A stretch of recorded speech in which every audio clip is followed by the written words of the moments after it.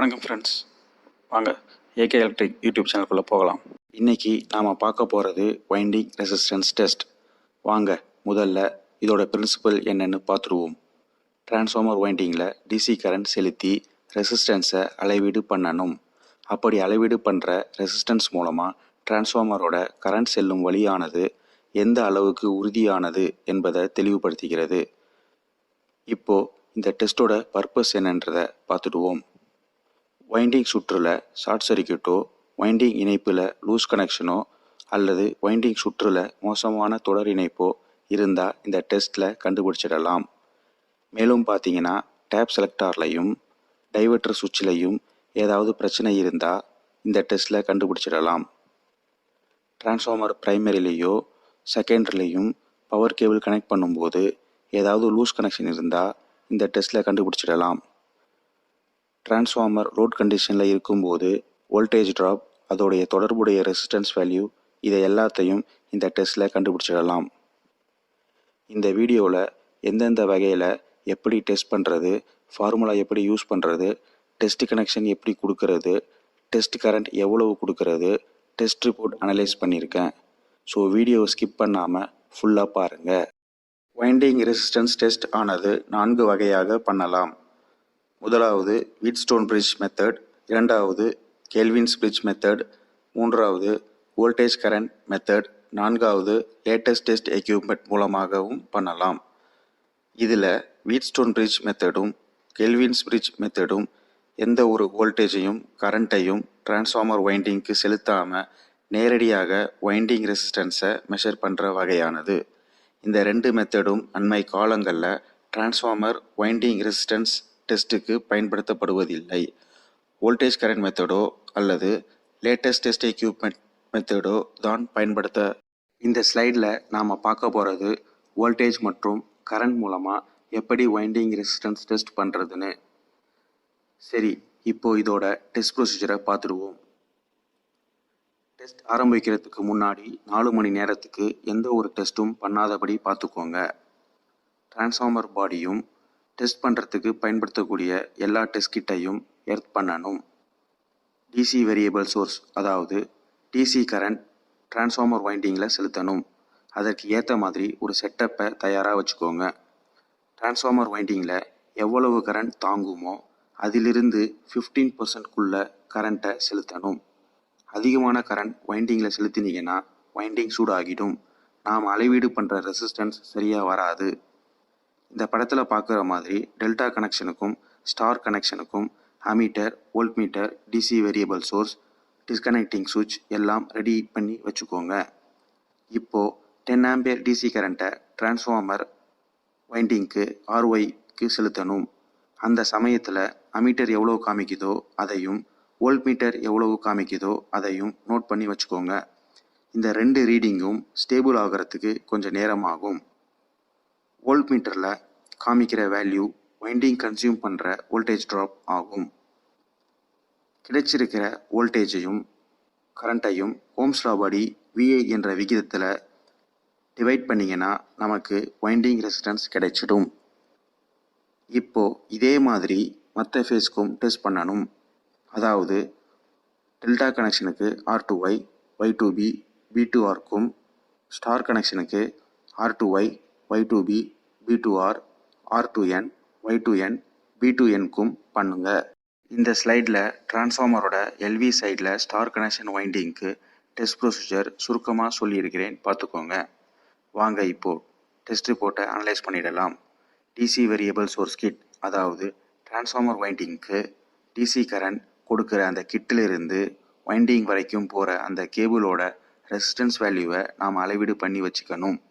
இங்கே 0.11 ஓம்ஸ் நமக்கு கிடைச்சிருக்கு. இப்போது டெஸ்ட் ரிப்போர்ட்டில் R2N கவனமாக பாருங்கள். டிசி வோல்டேஜ் வோல்ட்மீட்டரில் 0.70 ஆக கிடைச்சிருக்கு. கரண்ட் வேல்யூ அமீட்டரில் 5.1 ஆக கிடைச்சிருக்கு. இந்த 2 வேல்யூவும் ஓம்ஸ் லா படி அப்ளை பண்ணிங்கன்னா, அதாவது V/I 0.70 டிவைடட் பை 5.1 பண்ணிங்கன்னா 0.137 நமக்கு கிடைக்கும். இந்த 0.137ல் கேபிள் ரெசிஸ்டன்ஸும் இருக்கும். அதனால நாம் ஏற்கனவே கண்டுபிடிச்சி வச்சிருக்கிற கேபிள் ரெசிஸ்டன்ஸ் வேல்யூவான 0.11 ஹோம்ஸை இந்த 0.137 மைனஸ் பண்ணணும். அப்படி பண்ணிங்கன்னா நமக்கு 0.027 தான் கிடைக்கும். இந்த 0.027 தான் எக்ஸாக்ட் ரெசிஸ்டன்ஸ் வேல்யூ வைண்டிங்கிலிருந்து. டெஸ்ட் ரிப்போர்ட்டை கவனமாக பாருங்கள். R2Yக்கு 0.054 கிடைச்சிருக்கு. R2Nக்கு 0.027 கிடைச்சிருக்கு. இதில் நாம் கவனிக்க வேண்டியது என்னென்னா R2Yக்கு 100% கிடைச்சிருக்குன்னா R2Nக்கு 50% தான் கிடைச்சிருக்கு. அப்படி தான் இருக்கணும். இந்த டெஸ்ட்டில் முக்கியமாக கவனிக்க வேண்டியது என்னென்னா டெஸ்ட் பண்ணும்போது ரிசல்ட் கிடைச்சதுக்கு அப்புறம் டிசி சோர்ஸை ஆஃப் பண்ணும்போது டிரான்ஸ்ஃபார்மர் வைண்டிங்கில் ஸ்டோர் ஆகியிருக்கிற எனர்ஜி பேக் EMF மூலிமா நம்ம கனெக்ட் பண்ணியிருக்கிற அமீட்டரையும் வோல்ட் மீட்டரையும் டெஸ்ட் பண்ணுற ஆளையும் ஆபத்துக்கு உள்ளாக்கும். அதனால முதல்ல அமீட்டரையும் வோல்ட் மீட்டரையும் டிஸ்கனெக்ட் பண்ணுங்க. அப்புறம் டிசி சோர்ஸை ஆஃப் பண்ணுங்க. வைண்டிங் ரெசிஸ்டன்ஸ் டெஸ்ட் நாம் வோல்டேஜ் கரண்ட் மெத்தடில் பண்ணும்போது டிரான்ஸ்ஃபார்மர் பேக் EMF-ஆல் ஆபத்து இருக்குது. அது என்னன்னா டிரான்ஸ்ஃபார்மர் வைண்டிங் ஹைலி இண்டக்டிவ் தன்மை உடையது.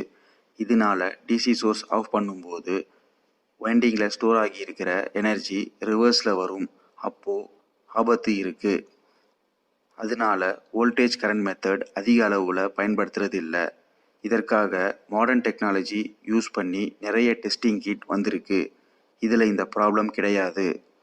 மாடர்ன் டெக்னாலஜி யூஸ் பண்ணுறது மூலமாக என்னென்ன பயன்பாடு என்பதை பார்த்துடலாம். முதல்ல பேக் EMF இஷ்யூ கிடையாது. டெஸ்ட் முடிஞ்ச உடனே டிரான்ஸ்ஃபார்மர் வைண்டிங்கில் ஸ்டோர் ஆகியிருக்கிற எனர்ஜி டெஸ்ட் கிட் மூலிமா தானாக டிஸ்சார்ஜ் ஆகிவிடும். டெஸ்ட்டுக்கு எடுத்துக்கிற கால அளவு குறைவு. செலுத்தக்கூடிய வோல்டேஜ் கரண்ட் மற்றும் மெஷர் பண்ணக்கூடிய எல்லா வேல்யூவும் டிஜிட்டலில் கிடைக்கும்.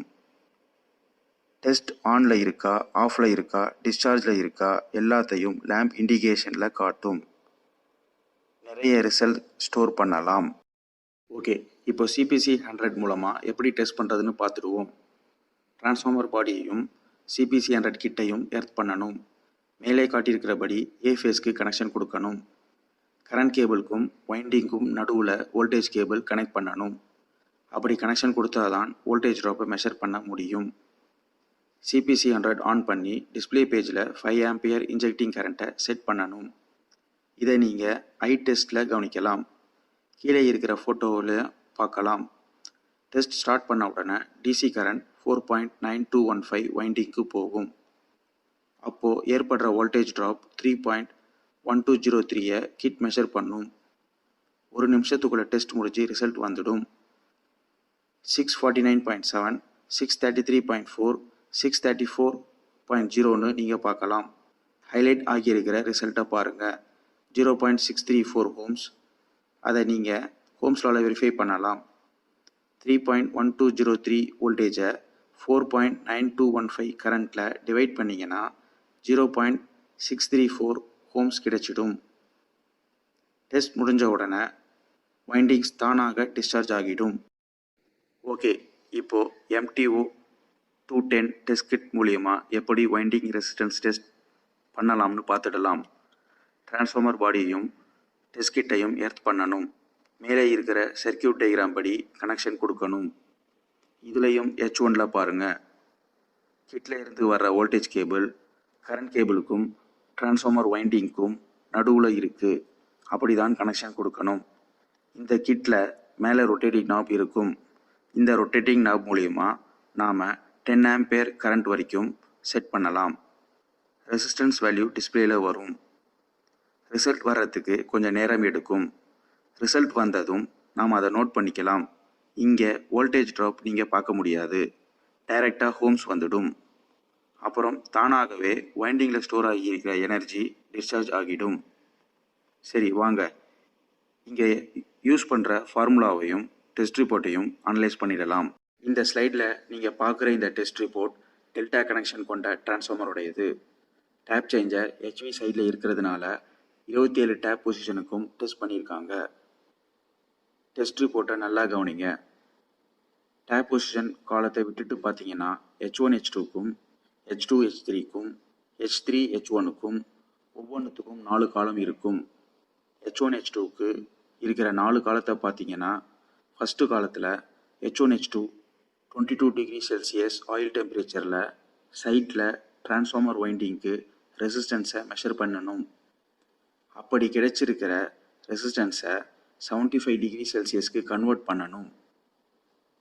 அந்த ரிசல்ட்டை ஃபேக்ட்ரி ரிசல்ட்டோட கம்பேர் பண்ணணும். சைட்டில் கன்வெர்ட் பண்ண வேல்யூவும் ஃபேக்ட்ரியில் பண்ண FAT வேல்யூவும் 5%க்குள்ளே இருக்கணும். இப்போது எரர் பர்சன்டேஜ் காலத்தை பார்த்தீங்கன்னா எல்லா வேல்யூவும் 5%க்குள்ளே தான் இருக்கும். அது மட்டும் இல்லாமல் டேப் 1ல் இருந்து டேப் 27 வரைக்கும் ரெசிஸ்டன்ஸ் வேல்யூ கிராஜுவல் டிக்ரீசிங் ஆர்டர்லேயே இருக்கும். H1 H2க்கும் H2 H1க்கும் H3 H1க்கும் பெரிய டிஃப்ரென்ஸ் ஒன்றும் இருக்காது. ஸோ இந்த அடிப்படையில் பார்க்கும்போது வைண்டிங்கில் ஓப்பன் சர்க்கியூட்டோ ஷார்ட் சர்க்கியூட்டோ டேப் சேஞ்சரில் எந்த ஒரு ப்ராப்ளமும் இல்லைன்னு தெரியுது. இதனால் இந்த டெஸ்ட் ரிப்போர்ட் அக்செப்டபிள். இந்த ஸ்லைடில் 22 டிகிரி செல்சியஸ் டெம்பரேச்சரில் பண்ண வேல்யூவை எப்படி 75 டிகிரி செல்சியஸ்க்கு கன்வெர்ட் பண்ணுறதுன்னு பார்க்கலாம். டிரான்ஸ்ஃபார்மர் வைண்டிங்க்கு பொதுவாக காப்பரில் செய்யப்பட்டது. சில சிறிய அளவு கொண்ட டிரான்ஸ்ஃபார்மர் வைண்டிங் அலுமினியத்தால் செய்யப்பட்டது. காப்பர் வைண்டிங்க்கு கரெக்ஷன் ஃபேக்டர் பார்த்தீங்கன்னா 245.5 ஆகவும் அலுமினியம் வைண்டிங்க்கு கரெக்ஷன் ஃபேக்டர் பார்த்தீங்கன்னா 225 ஆக இருக்கும். டிரான்ஸ்ஃபார்மரோட வைண்டிங் ரெசிஸ்டன்ஸ் பார்த்தீங்கன்னா அது ஒரு டெம்பரேச்சர் டிபெண்ட். அதாவது குளிர்காலத்தில் வைண்டிங் ரெசிஸ்டன்ஸ் கம்மியாகவும் வெயில் காலத்தில் வைண்டிங் ரெசிஸ்டன்ஸ் அதிகமாகவும் இருக்கும். இப்படி வேரி ஆகிறதுனால ஒரு ஸ்டாண்டர்ட் வேல்யூவில் ரெசிஸ்டன்ஸை மெஷர் பண்ணணும். அதுக்காகத்தான் 75 டிகிரி செல்சியஸில் இல்லைனா 85 டிகிரி செல்சியஸ்க்கு சைட்டில் மெஷர் பண்ண வேல்யூவை கன்வெர்ட் பண்ணணும். இன்னும் விளக்கமாக சொல்லணும்னா ஒரு வேல்யூவை 75 டிகிரி செல்சியஸ்க்கு கன்வெர்ட் பண்ணியிருக்கேன்னு பாருங்கள். சைட்டில் 22 டிகிரி செல்சியஸ் மெஷர் பண்ண 0.794 ரெசிஸ்டன்ஸை 75 டிகிரி செல்சியஸ்க்கு கன்வெர்ட் பண்ணும்போது 0.958 ஆக வரும். அந்த 0.958 ரெசிஸ்டன்ஸை ஃபேக்ட்ரி 75 டிகிரி செல்சியஸ் வேல்யூவான 0.9977 ஓட கம்பேர் பண்ணும்போது ±5%க்குள்ளே வரணும். நாம் கம்பேர் பண்ண வேல்யூ 3.88% தான் வருது. ஸோ இது ஒரு அக்செப்டபிள். 22 டிகிரி செல்சியஸில் மெஷர் பண்ண வேல்யூ 0.794 ஆக இருக்குது. அதே 75 டிகிரி செல்சியஸ்க்கு மாற்றும் போது 0.958 ஆக உயருது. இதன் மூலமா டிரான்ஸ்ஃபார்மர் வைண்டிங் டெம்பரேச்சர் டிபெண்ட் என்பது உறுதியாகிறது. இதே வைண்டிங் அலுமினியமாக இருந்தால் ஃபார்முலாவில் 225 போட்டுக்கோங்க. இந்த டெஸ்ட் ரிப்போர்ட் LV சைடில் ஸ்டார் கனெக்ஷன் கொண்ட டிரான்ஸ்ஃபார்மருடையது. ரெசிஸ்டன்ஸ் மெஷர்மெண்ட் LV சைடில் பண்ணியிருக்கிறதுனால ஏதாவது ஒரு டேப் பொசிஷனில் பண்ணால் போதுமானது. Resistance measurement X1 to X0 oil temperature 19 degree செல்சியஸில் பண்ணும்போது 3.352 மில்லிஓம்ஸ் வந்திருக்கு. வந்த 3.352 மில்லிஓம்ஸை 75 டிகிரி செல்சியஸ்க்கு கன்வெர்ட் பண்ணும்போது 4.033 மில்லிஓம்ஸ் வந்திருக்கு. வந்த 4.033 மில்லிஓம்ஸை ஃபேக்ட்ரி வேல்யூவான 4.09ஓட கம்பேர் பண்ணும்போது உங்களுக்கு ±5%க்குள்ளே வரணும். நமக்கு வந்திருக்கிற வேல்யூ 1.39% தான். இதே மாதிரி மற்ற ஃபேஸ்க்கும் கம்பேர் பண்ணணும். எல்லா வேல்யூவும் ±5%க்குள்ளே தான் வந்திருக்கு. சில நேரத்தில் பழைய டிரான்ஸ்ஃபார்மரை டெஸ்ட் பண்ணும்போது ஃபேக்ட்ரி வேல்யூவோட கம்பேர் பண்ணுறதுக்கு இருக்காது. அதே டிரான்ஸ்ஃபார்மர் முன்னாடி பண்ண டெஸ்ட் ரிப்போர்ட்டும் இருக்காது. அந்த மாதிரி சமயத்தில் ஒரு ஃபேஸில் மெஷர் பண்ண ரெசிஸ்டன்ஸை மற்ற ஃபேஸில் மெஷர் பண்ண ரெசிஸ்டன்ஸோட கம்பேர் பண்ணணும். அப்படி கம்பேர் பண்ணும்போது 1%க்குள்ளே இருக்கணும். சைட் டெஸ்ட் வேல்யூவை ஃபேக்ட்ரி டெஸ்ட் வேல்யூவோட கம்பேர் பண்ணும்போது 5% இருக்கிறதுனால இந்த test report acceptable.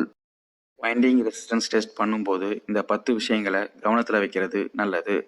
Delta connection வைண்டிங்க்கு R2Y, Y2B, B2Rக்கும், ஸ்டார் கனெக்ஷன் வைண்டிங்க்கு R2Y, Y2B, B2R, R2N, Y2N, B2Nக்கு பண்ணணும். டிரான்ஸ்ஃபார்மரையும் டெஸ்ட் எக்யூப்மெண்ட்டையும் எர்த் பண்ணணும். டெஸ்ட் ஸ்டார்ட் பண்ணுறதுக்கு முன்னாடி 4 மணி நேரத்துக்கு டிரான்ஸ்ஃபார்மரை ஆஃபில் இருக்கணும். டெஸ்ட் எக்யூப்மெண்ட்லேருந்து வர வோல்டேஜ் கேபிள் கரண்ட் கேபிளுக்கும் டிரான்ஸ்ஃபார்மர் வைண்டிங்க்கும் நடுவில் இருக்கணும். டிரான்ஸ்ஃபார்மர் பாடியும் அதை சுற்றியும் க்ளீனாக இருக்கிறபடி பார்த்துக்கோங்க. டெஸ்ட் பண்ணும்போது நாம் செலுத்துகிற டிசி கரண்ட் மிக கம்மியாக இருக்கக்கூடாது. ரொம்ப கம்மியாக இருந்துச்சுன்னா ரிசல்ட் ஸ்டேபிளாக வராது. அதே நேரத்தில் டெஸ்ட் கரண்ட் ரொம்ப அதிகமாக இருந்துச்சுன்னா வைண்டிங் சூடாகிடும். அதனால இன்ஜெக்டிங் கரண்ட் டிரான்ஸ்ஃபார்மர் வைண்டிங்கோட கரண்ட்டுக்கு 1% மேலேயும் 15%குள்ளேயும் இருக்கிற மாதிரி பார்த்துக்கணும். நாம் செலுத்துகிற டிசி கரண்ட் 1 ஆம்பியரில் இருந்து 70 ஆம்பியரில் இருந்தால் நல்லது. Site measured value factory measured வேல்யூவோட கம்பேர் பண்ணும்போது ±5%குள்ளே இருக்கணும். இந்த 5% என்பது கண்ட்ரிகளுக்கு ஏற்ற மாதிரி மாறுபடும். அதே நேரத்தில் டிரான்ஸ்ஃபார்மர் மேனுஃபேக்சரிங் கம்பெனிக்கு ஏற்ற மாதிரியும் மாறுபடும். பழைய டிரான்ஸ்ஃபார்மருக்கு டெஸ்ட் பண்ணும்போது சில சமயத்தில் ஃபேக்ட்ரி வேல்யூவோ அல்லது முன்னாடி பண்ண டெஸ்ட் ரிப்போர்ட்டோ கம்பேர் பண்ணுறதுக்கு இருக்காது. அந்த மாதிரி சமயத்தில் ஒரு ஃபேஸோட வேல்யூவை மற்றொரு ஃபேஸோட கம்பேர் பண்ணணும். அப்படி கம்பேர் பண்ணும்போது 1%குள்ளே இருந்தால் அந்த ரிப்போர்ட்டும் அக்செப்டபிள் தான். உங்களுக்கு இந்த வீடியோ பிடிச்சிருந்ததுன்னா, இன்ஃபர்மேட்டிவாக இருந்ததுன்னு நினச்சிங்கன்னா சப்ஸ்கிரைப் பண்ணுங்கள், லைக் பண்ணுங்கள், ஷேர் பண்ணுங்கள், பெல் ஐக்கானையும் கிளிக் பண்ணுங்கள். நன்றி, வணக்கம்.